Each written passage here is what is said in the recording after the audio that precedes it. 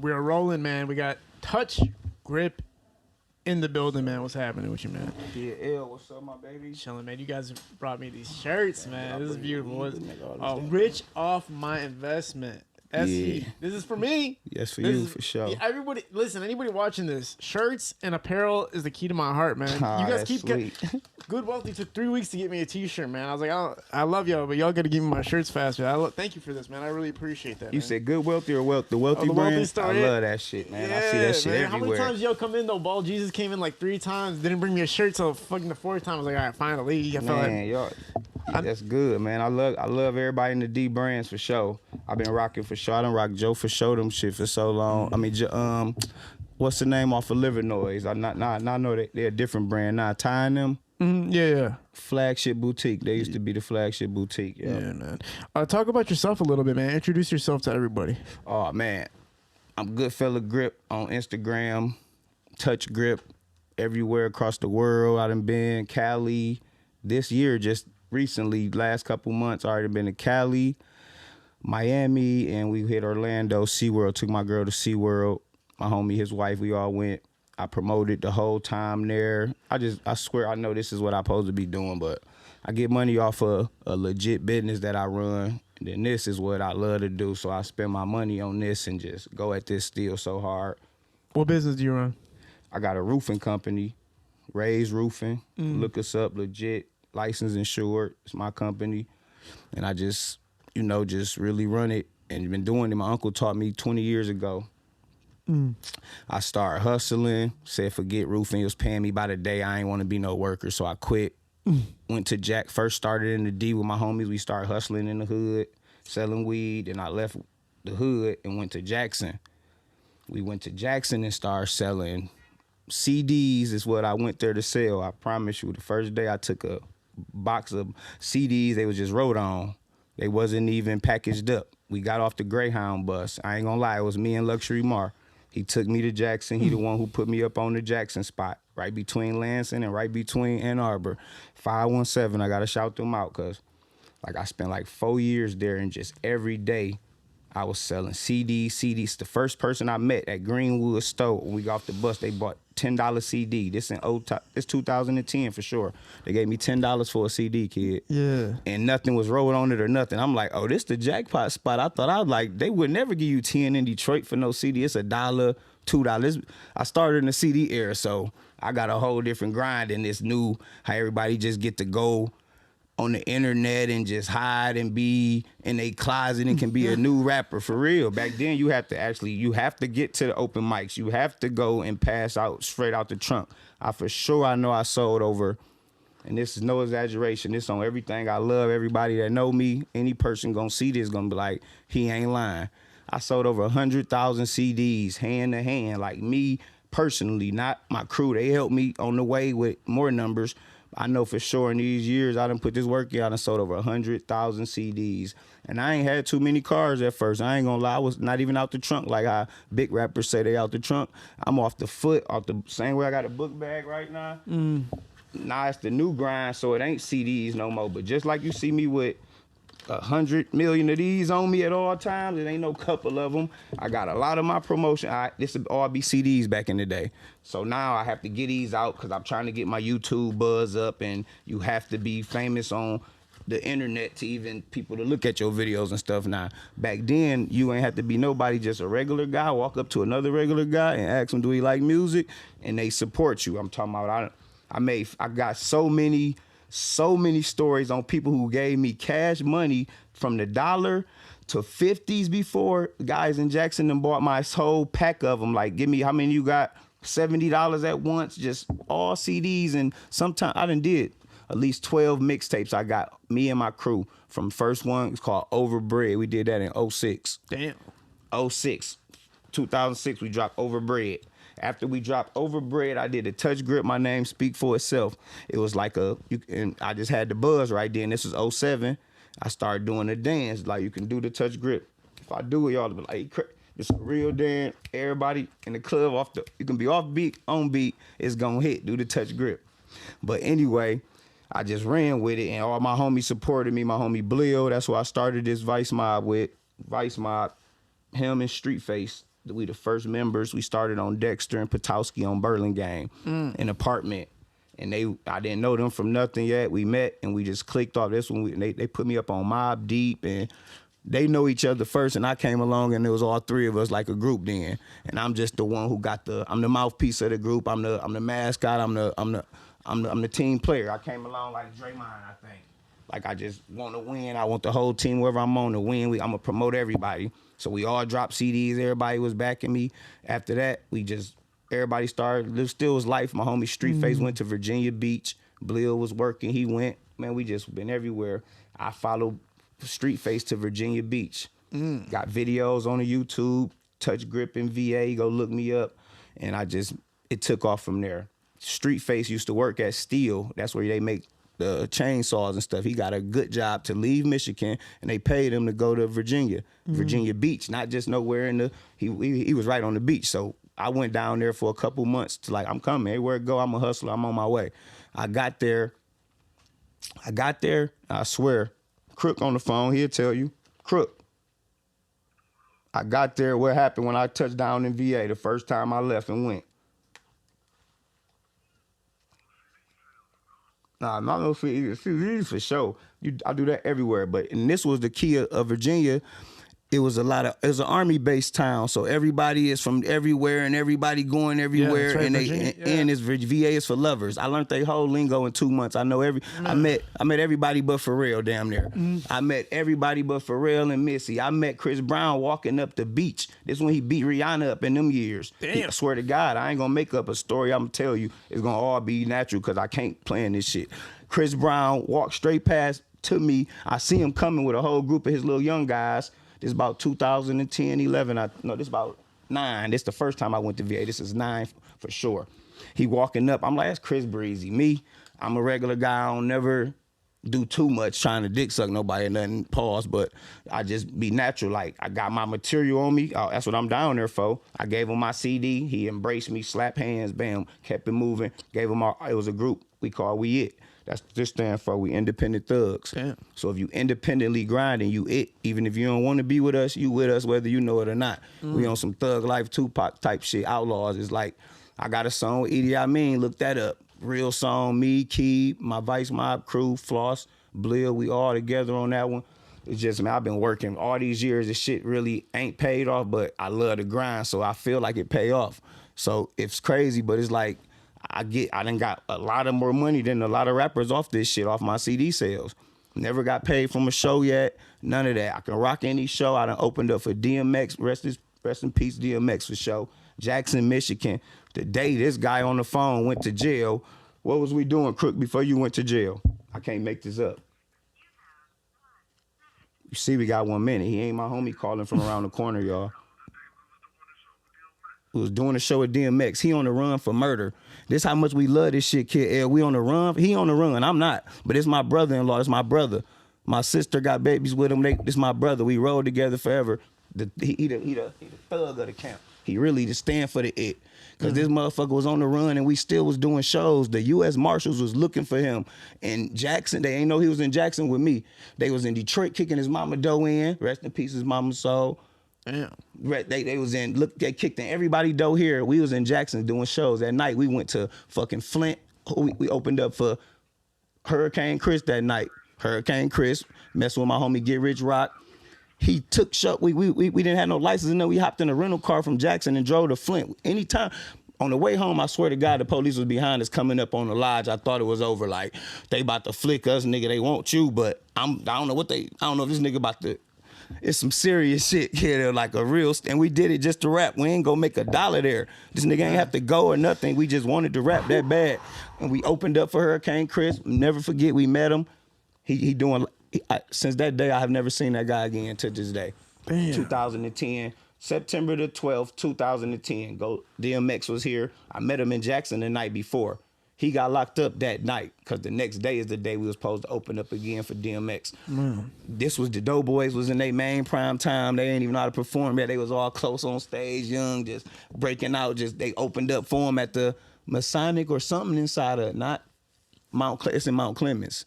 It's like a big performance there we went to. I'll never forget it though. It's something temple, something center, whatever. We performed there though. I opened up for the Doughboys. Shout out Bill Hill. Oh, bring your microphone closer to you. Shout out Bill Hill though.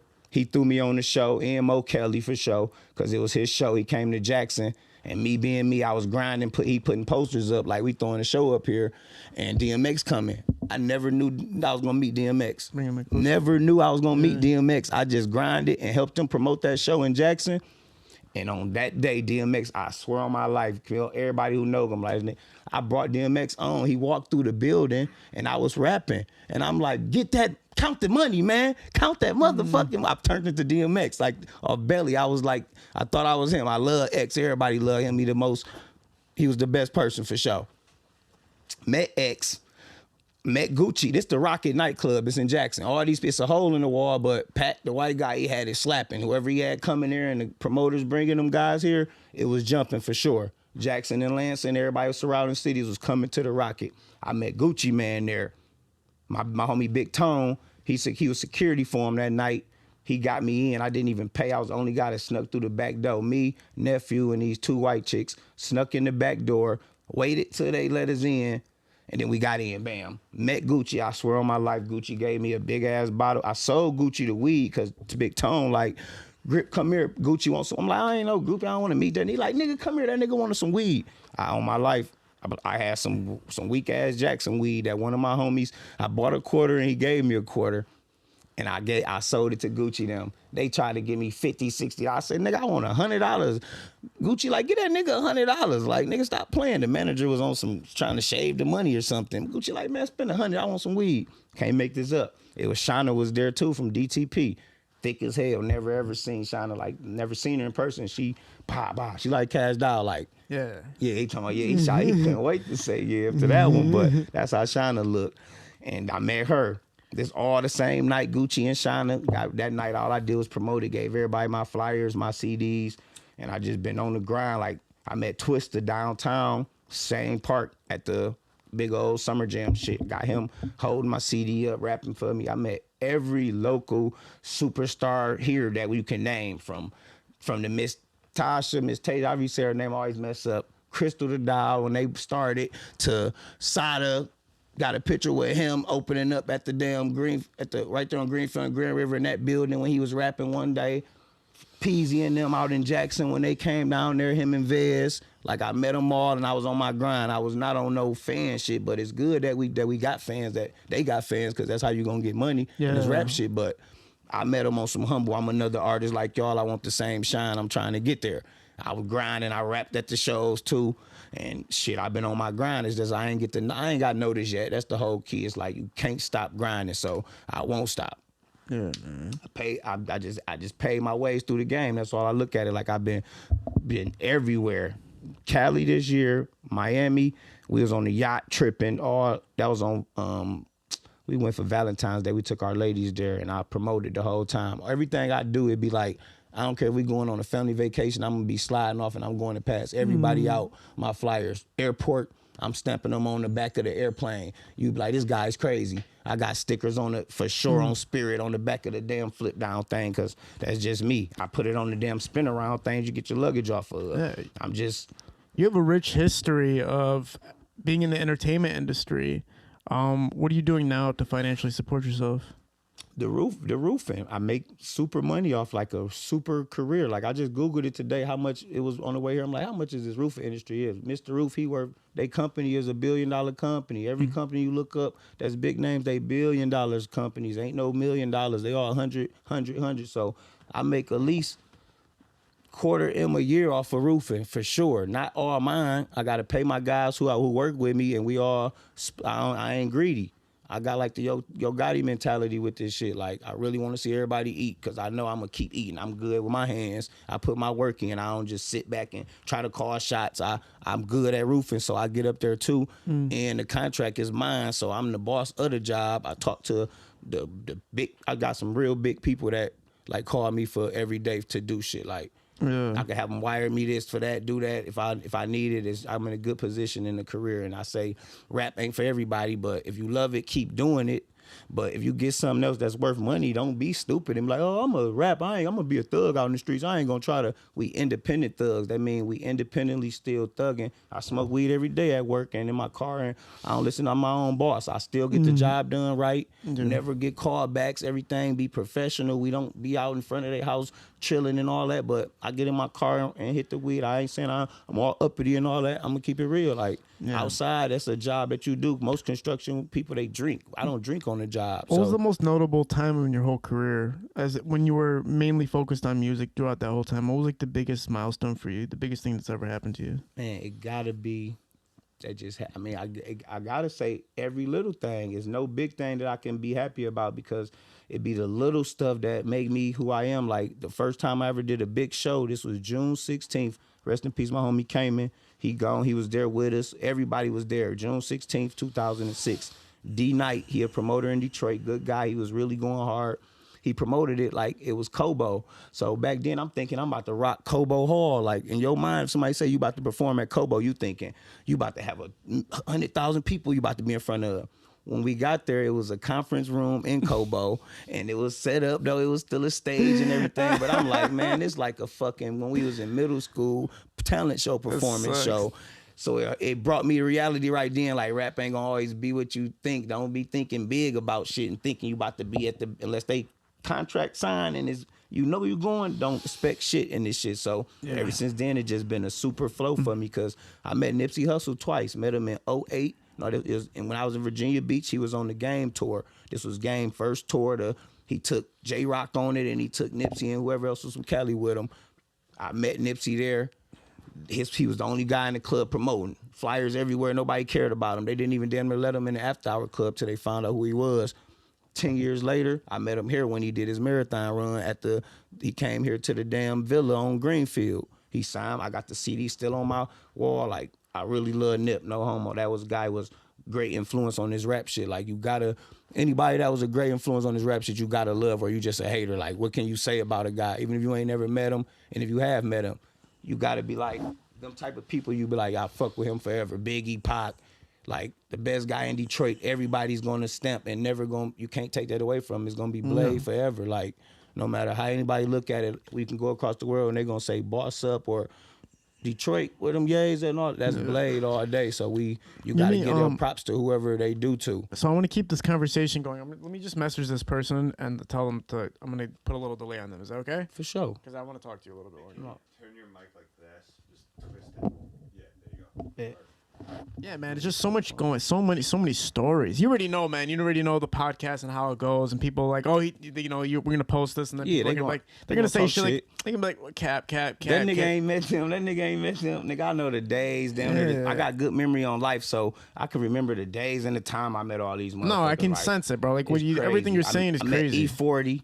We was in Kalamazoo. Met him. He opened up. This was the team. Eastside was there. This was their first show. They was deep. They was hugged up close. They ain't know how to rap yet, and it's crazy. They all blossomed, bro. That's why I said don't stop, bro. I watched everybody. I used to go to open mics with the big dogs, so you could say whatever. Royce 5'9" used to be in them bitches. Lola Damone. I done met Drunken Master, Big Hurt, everybody. Like from the little guys to the big guys.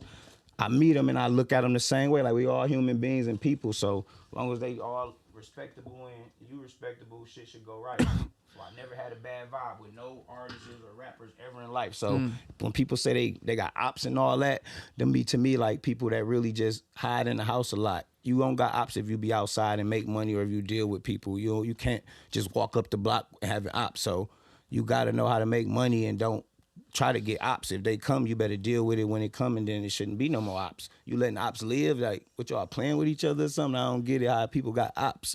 It should be dealt with, or it shouldn't be no ops. Like, I never understood that problem, but I'm glad me and my guys who I deal with, we never had no problems like that, like rap beef or nothing. It just ain't about money. So yeah, bring that mic a little bit closer to you when you get a chance. This for you. Oh, thank you. Yep, this Clico. That's what we've been drinking all week. Yeah, man. Yeah. The conversation obviously is ops and the music more so these days.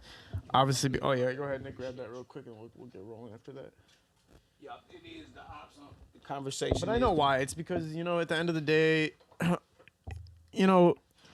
the way once Nick settles, and I'll get back on this point because this is kind of a point I've been having to want for a minute. Good, Nick? Yeah. Okay, cool. Yeah, so actually a point I kind of wanted to make about that is when you think about hip-hop, when you think about rap in general, I think one of the biggest reasons that it stands out to people is because of the truth and the authenticity of what's actually being said, right? Yeah. So like if somebody talks about, oh, I have ops, or I grew up here, or I live this type of lifestyle, the music resonates more. You can feel that it's the truth coming out of it. Yeah. That's why it comes out more. So now these new cats that maybe don't even have any ops are gonna rap about it because they know, well, we believe you. So we're gonna feel your music. Get more music feelings. Yeah, exactly. It's interesting because it's the only genre of music that is so much involved in truth of saying like, oh, I attacked this person, I hurt this person, I live this criminal lifestyle, and it's like, well, it's like a documentary. I'm listening to like a documentary basically about somebody's lifestyle. So it's the most intriguing thing because I think anything that brings you closer to death is what gauges people's interest the most. I swear, that's what people don't care about living or nothing nice and peaceful. You can't go let no little animals run, and they want to hear about killing. They want to hear some crazy. That's why I ain't gonna lie, Eminem made it this far. You got to give it to M. Yeah. M made it. Shout out to M, but M made it off violence to me. Like, a lot of his music was kill Rihanna and burn her in the fire. And no, he literally has a song called Kill You. He's like, you don't want to fuck with Shady. So you know? It's like... And then we can't be mad about the music, the movies. Like, we like the fucking Saws and all of the Jasons and the Freddys. Them was all killing movies. Ain't none of them good movies at the end. Well, look up one of the biggest Netflix series that ever came out, which was the, what's that one Asian one that came out? The fucking... Death Game. I just used the... Squid Game. Go ahead. The Squid Game. Yeah, Squid Game came out and everybody in the world think it's cool. Like, they trying to take everybody out on that bitch. Then shout out to my baby OK Kato. He done made me a beat with the Squid Game. I got the beat on it, and it's crazy. I ain't never take no bitch back I used to hit. I'm getting more money now than I used to get. No, it's crazy, man. We got that one on there. I think that's why it's prevalent. But I do like what you said, though. It's like everybody's rapping about ops, but maybe more on the OG tip where you come from. That stuff doesn't exist, I'm guessing, because it's already handled or something like that. They'd be looking at me crazy. All my homies that I know in real life, they'd be like, bro, you tripping on your music videos if I just start coming out of nowhere rapping about guns, with guns. We got all that shit. We got every type you can think about, but we not about to put them in our videos and point them at the screen and have everybody in it with them. I got felonies already. I got real felonies, so there's no way in the world I'm going to even set up to think I don't know if they're going to come and get me for them or if they not, but I'm not even about to risk it and play that role because I'm too grown for that now, so I missed that era. So it's like I'm an OG in it. Like I love the way I'm. Isn't it dangerous to talk about that even on a podcast though? Like to say that you have that stuff if they're watching you or whatever?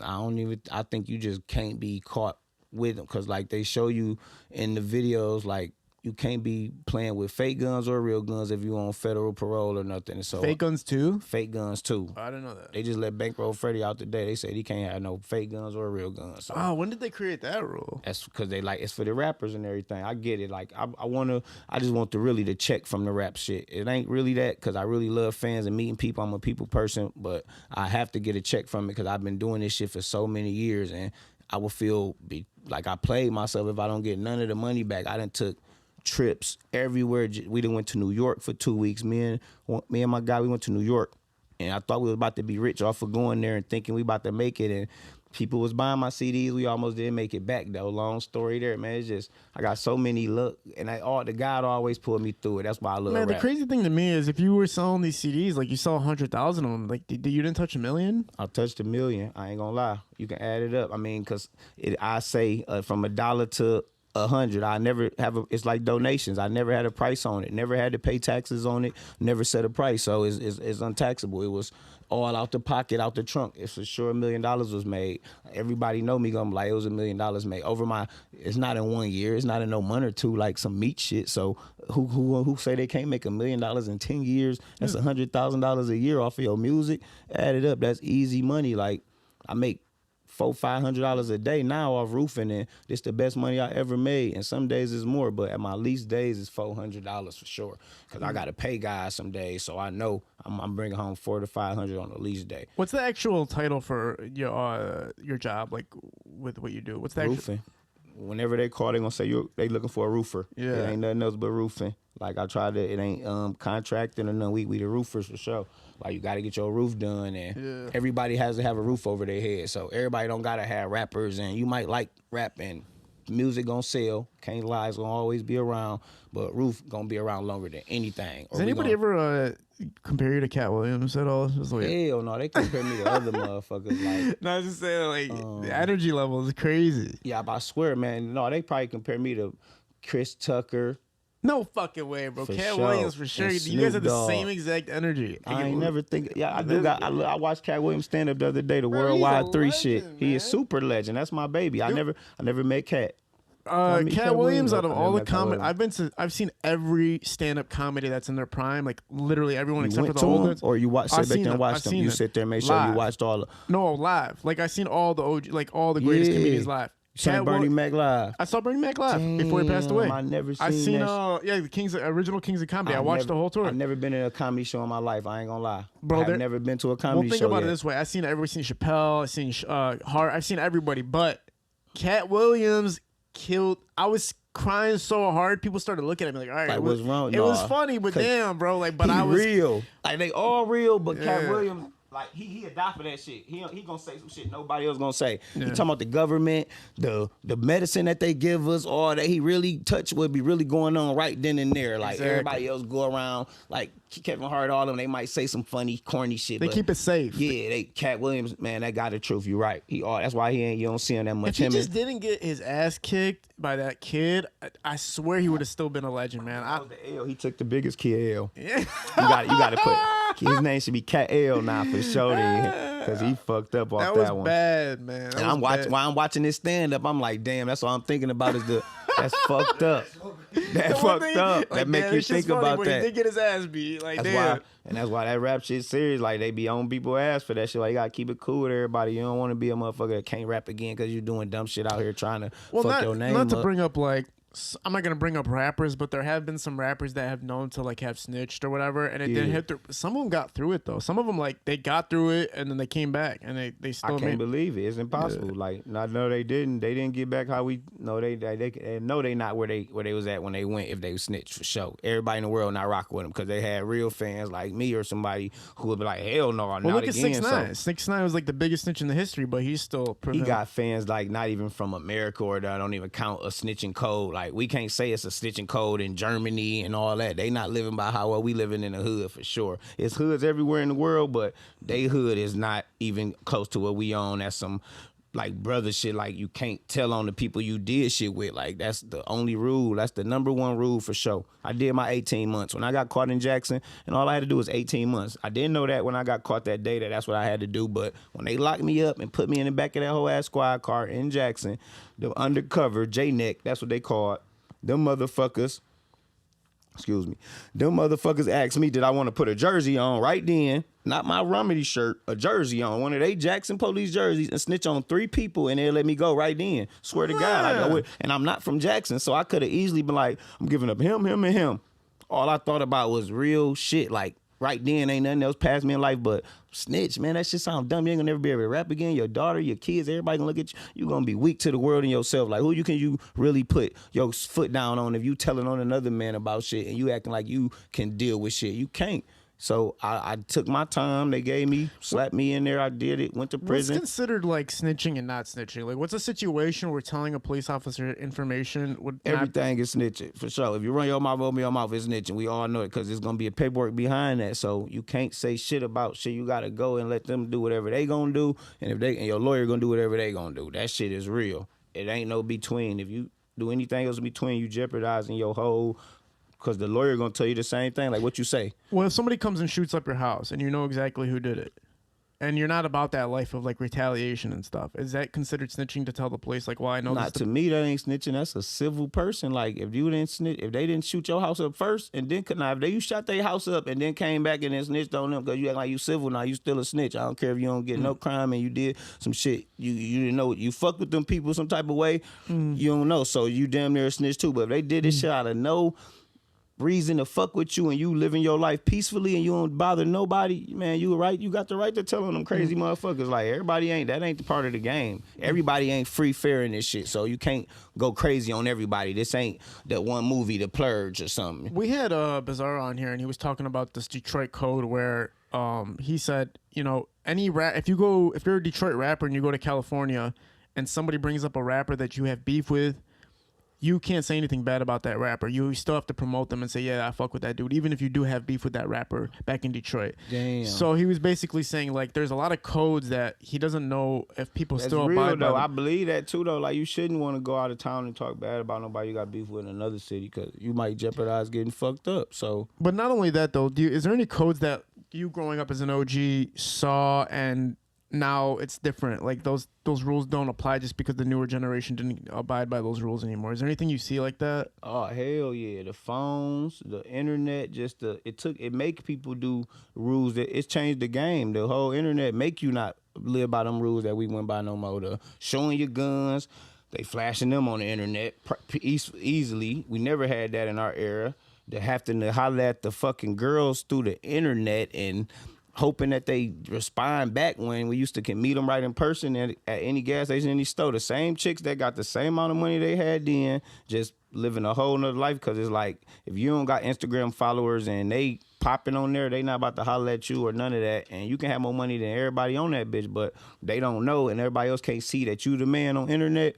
Them hoes ain't even about to really holler at you. It's fucked up, but it's kind of good, though, for the guys who really getting it. Like, okay, bitch, you missing out on your blessing, because if I'd have met you in real life, I know you're going to jump on my dick and be like, damn, this nigga really got shit and he really doing what he doing. Like, the internet can fool you. A little kid can be around the corner and not have shit and be posting his daddy clothes and everything, and a girl can fall for all that. So, Dude, I went to this girl's apartment that was like a Instagram model type shit. They living rough now I was than like, ever. what the fuck type Because of you shit? got to think about how much time concealed on your phone that they not cleaning, they not cooking. They really focused on showing the picture, showing that they got a new body and showing they do that more than they do anything inside their real house now. When you go there, you can be like, you was just in that corner taking all them pictures. Bitch, you ain't come through the whole house and show us every room. And so that's how they get you. If they ain't walking through there like that, them ain't the ones you want to fuck with. They ain't really, because some of them still live the right way, and there's good girls out here. I ain't about to dog all of them because I know my girl a good girl for sure. I'm sure when social media first came out, you weren't like totally inclined to just, put yourself out there like that. I'm sure you were. I was on MySpace. Oh, you were instantly out? Hell yeah, we jumped on MySpace. My homie Wes put us on that shit. My homie Street. We started Vice Mob. Vice Mob stands for Victims in Criminal Environment Maintaining Our Business.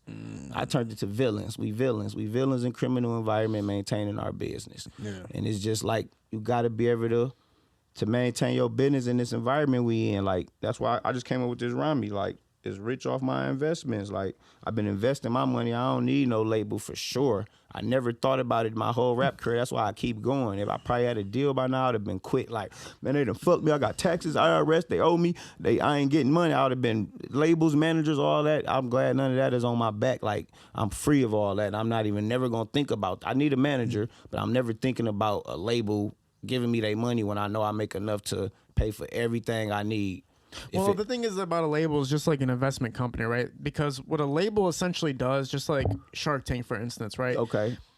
A label, yeah, they're going to give you money that they want back, but if they actually believe in you as an artist, they're going to find a way to promote you in ways that you wouldn't even be able to, areas you wouldn't be able to reach. Shit that the label's going, it's that machine behind it that you never going to be able to have. You right. But at the same time, though, when they know they could just take advantage of you and they know you can't pay that money back and they got your ass now, those are the guys who are getting screwed over. The guys who don't have the knowledge, or they're ignorant to knowing that they don't got they're signing a loan. They don't got no game into the business side. Everybody can rap. You can rap right now if you sit there, study hard, and make a rap. But the business side, everybody can't do for sure. Mm-hmm. It's like everybody didn't go to college for it. Everybody don't know how to read that kind of contract and all that. I don't know how to read that shit, so I know that's not for me. I'm gonna pay somebody to do that shit. The lawyer, I'm gonna pick the right lawyer, or I ain't gonna deal with it. Like, and don't take the lawyer from the damn people that's giving you the fucking money. They gonna fuck you for sure. It's gonna be some bullshit, but it's crazy, man. It's like, I just know my business side of me getting better because I'm running a legit business on the other side. Like, I say, damn, what I say, started off broke, nigga. Now I got legit accounts. I used to sell dope. Now I got Damn, let me say, start up one more time. I said I started off broke, nigga. Now I got legit accounts. Used to sell dope, nigga. Now I got a large amounts. Yeah, man. That's heat. That's heat. You gotta understand the business end, man. That's 100%. Business side of this shit, man. Everybody don't know it. Everybody don't even think about it. Like, I've been promoting my whole life, and you gotta promote. Like, you gotta tell people who you is. Your motherfucking Instagram gotta go crazy. Social media is like taking over right now for sure, man. It's like really, you know, like I like how you came from both eras. You came from the eras where you're selling CDs out the trunk, and then you come to the era where like you can just post a video and make sales just like doing that. You know what I mean?